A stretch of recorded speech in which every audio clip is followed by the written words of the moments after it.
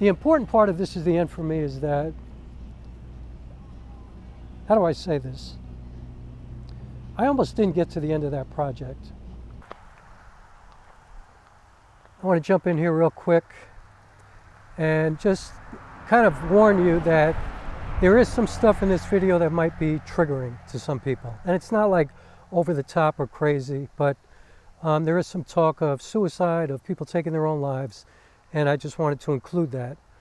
But you know, also I just wanted to add, first of all, the rest of this video I already released to my Patreon members.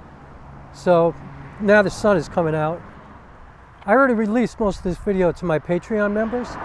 So if any of you are watching, I added this for YouTube because it's more of a general thing and people who might not understand me quite as well. So I just wanted to add this. You know, I'm releasing my movie for a few reasons. One of the reasons is I'm all about empowering people, filmmakers, to be able to make feature films without having to worry about making money or having collaborators or having the right gear or all of that kind of stuff. Like, you know, nothing should stop you from making your film. If you have a phone, if you have a camera, if you have any kind of tool to make a film, I'm trying to empower you to do that. I'm trying to show you, look at what I did. You know, that's what I'm trying to show you. Like, look at that. You know, whether you like the story or not, whether you know, whatever, I did it. You know what I mean? All by myself. Nobody was there, just me and my camera. I figured it out, you know, with no budget, no money, no support, no nothing. So I'm all about that. You know, I'm all about trying to empower people. And so that's one of the reasons I'm releasing this film. And I already released my last film, which I shot on my phone, so you can see that as well. But the other reason is that, yes, I am releasing this film also because I think we need to really pay attention to one another. Especially the world right now is like really stressful, you know, especially in this country. It's just really, really tight, you know, and kind of divided, and people are on, you know, they're just like triggered by anything. And it's just very, very difficult to get through the day understanding how to communicate with one another and how to exist next to one another. And so I'm releasing this film because you never know what somebody's going through. You know, you never know what kind of mental stake somebody is feeling in their life every single day. Stake meaning, what is at stake? You know, that their life, their very life might be at stake. And it might be their own kind of mental breakdown. So, and look how the sun comes out as I say that. So, I just wanted to share that with you. Pay attention to your friends. Don't be afraid to talk to them. And sometimes it's just really cool to, you know, understand that you have people around you who really care about you and who really love you. I think it's not something that people talk about enough. And that's the reason I wanted to release this too. I guess mental health awareness, suicide prevention, and just loving one another and taking care of one another and, you know, being kind to one another and reaching out to one another. So now that the sun is probably blowing me out, I'm going to go on with the rest of the video. It's not that long. And there you go. Thanks. Oh, and by the way, I didn't say at the end of the other thing, please subscribe. Please hit the like button. And please consider joining my Patreon. And now on with the rest of the video. Peace.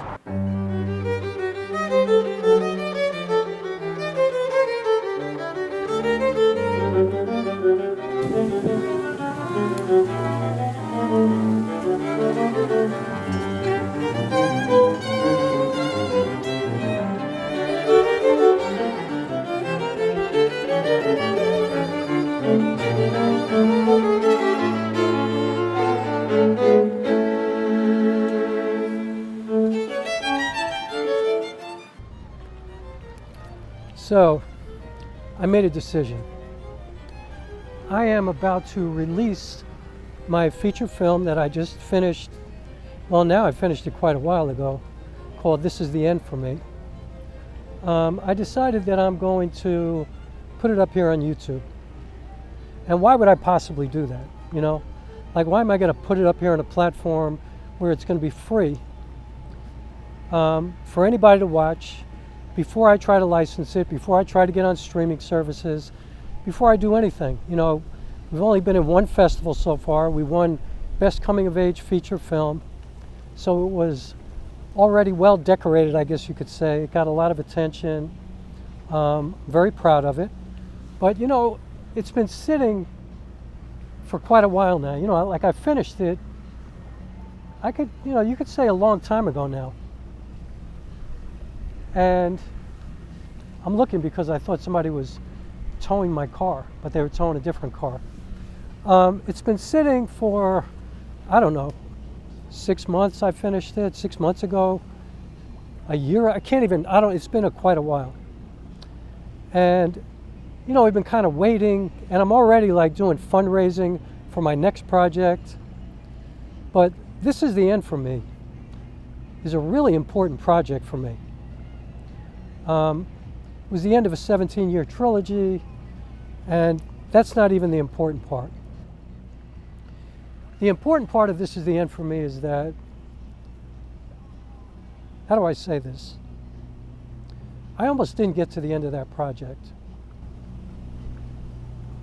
I haven't really talked to anybody about this, really. But This Is the End for me is a story about somebody who's contemplating taking their own life.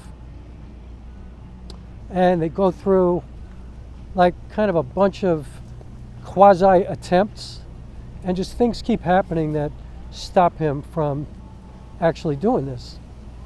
And, you know, there's a question as to whether or not these things are happening randomly, or is he planning them, or is he doing them, or, you know what I mean? Like, you can't really tell. And this, you know, this story was inspired because some friends of mine actually did take their own lives during the pandemic. But that's not really the root of this story. You know, like, I often say that art heals, right? And I often talk about how there have been a few times in my life where art, I say, has saved my life, you know, and people say that all the time. You know, people say, oh, this saved my life, you know, this working on this project just turned my whole life around. Well, I went into doing This Is the End for me, wondering if I was going to get to the end of it.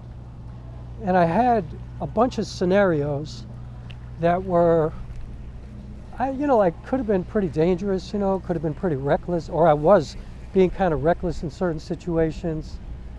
And I was in a bad headspace, you know, I was really in a bad place. I've been in a bad place in many ways, and people, it's hard for people to tell because I'm kind of always the same, you know.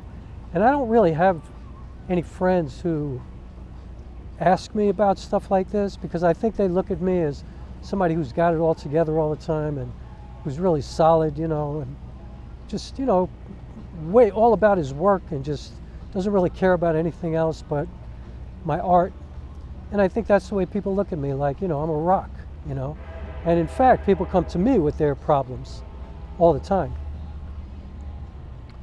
But it's interesting because I made this film and I showed it to quite a few people, and nobody really asked me directly about this film with regards to, did it have anything to do with me, really? Like, was it personal? Did I really go through that? You know, there was one moment in the film where I was literally in the middle of one shot, and it takes place in the ocean, and it's in the middle of the winter, and I'm literally in the water. And there was a moment where I kind of, you know, my feet left the bottom of the ocean, you know, like I can't honestly say I didn't expect that to happen, but I didn't know if that was going to happen. And then I kind of spun over, you know, like I felt myself like I was going to flip. And I felt out of control for a minute. And, you know, the one thing I noticed when I went out there that day was, you know, the ocean is much more dangerous in the winter than it is in the summer. Like, I noticed that the beach down in Seagirt, New Jersey, in the summer, it's like a gradual kind of grade, you know, like there's the sand and it slowly grades into the water. But I noticed when I went out there on this winter day that it's like the sand and then boom, goes straight down. when it hits the water. So it's kind of like a wall.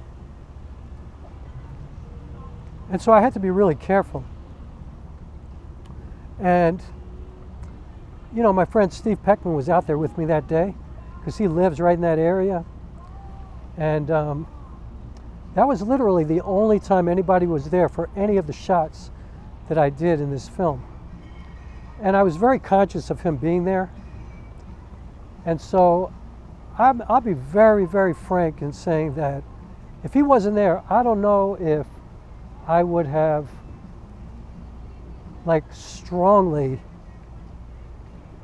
kept myself from starting to spin around in the water. You know, part of me was feeling like this would be a great shot. And I had my camera with me. You know, I was actually using my phone to get this shot because I wasn't going to bring this camera underwater, especially under salt water. So I had my phone, I had it, you know, and I had it against me, and I just needed to get a shot underwater. I needed it to be for at least 45 seconds. And so I was underwater for 45 seconds. And, you know, I found the ground with my feet and I was okay. I kind of pushed myself back, but I felt myself being pulled out. I felt the undertow. And, you know, in that moment, I just felt like, what are you doing? You know? Not to mention, it was fucking freezing, you know? Like this was winter in the Atlantic Ocean. So, was it really necessary for me to do that? You know, like, I think most people who know me would say, oh man, Rock is crazy. He'll do anything for his art. But I'm not stupid, you know what I mean? But I think that's, I guess, what I'm talking about. You know, when you get into a bad headspace sometimes, you're not as smart as you used to be. You know what I mean? You're not really making decisions that you would make when you're feeling like your life is balanced, like you have a lot of love in your life, like you have purpose, you have direction, you know, you have some solid footing in your life. You know, you make better decisions, you think more, you're more mindful of the steps that you take from day to day. And I don't think I was doing that for quite a while. And so I want to use this film to reach out to mental health organizations and, you know, suicide prevention programs, and I want to share it with them. And I want to do Q&As, and I want to see, you know, like not only filmmakers and young filmmakers at schools and things like that, but I want to reach out to people who are struggling in a way that I was struggling at that time, because it is true that the process of this film put me in a better place. You know, and the thing is, it wasn't anything dramatic, you know. Like that was only one shot, but there's so many other things that happened in this film. And I finished the film. And oh my God, there goes all the light.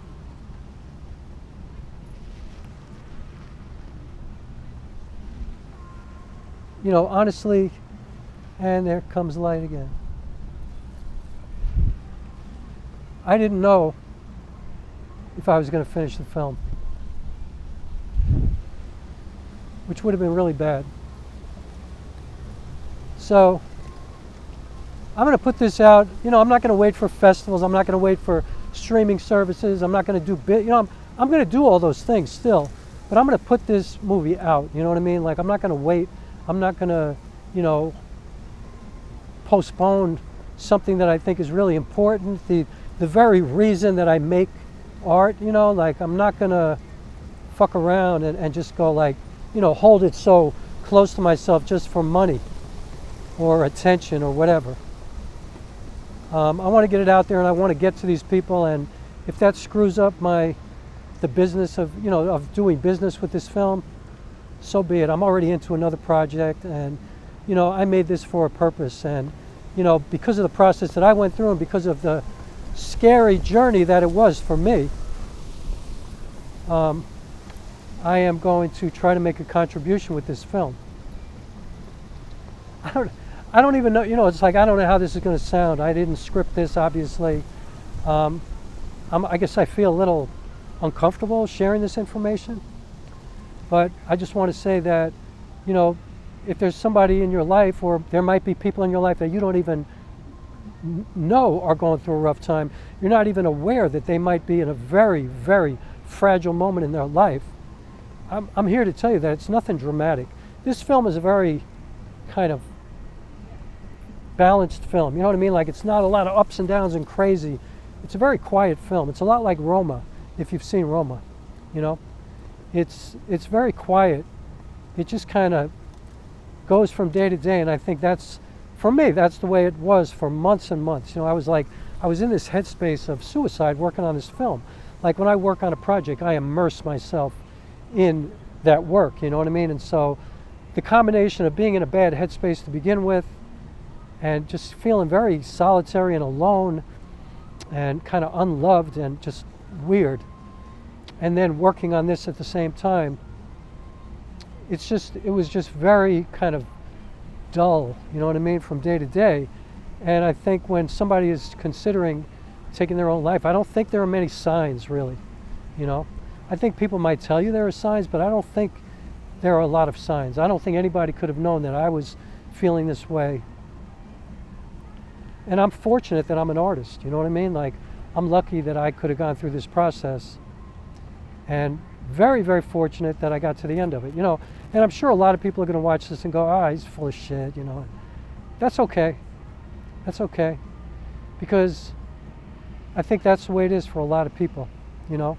My friends who took their own lives pretty recently, I didn't have any indication of it. I had no idea, you know. None. So whatever anybody thinks, I don't care. If it reaches people who it does resonate with and who it does mean something for, then that's a good thing. That's what I'm all about. So there goes the light again. So, and here comes the light back. Maybe this is the universe telling me not to share this video. In any case, I'm going to do like a debut on YouTube so people can kind of watch it together, you know. Jesus fuck, this is so stupid. So anyway, that's what I'm going to do. I'm going to stop shooting now because the sun is fucking going in and out of the clouds and it's starting to really bother me. So that's where I'm at. This is the end for me feature film. I shot it solely on the Panasonic S5.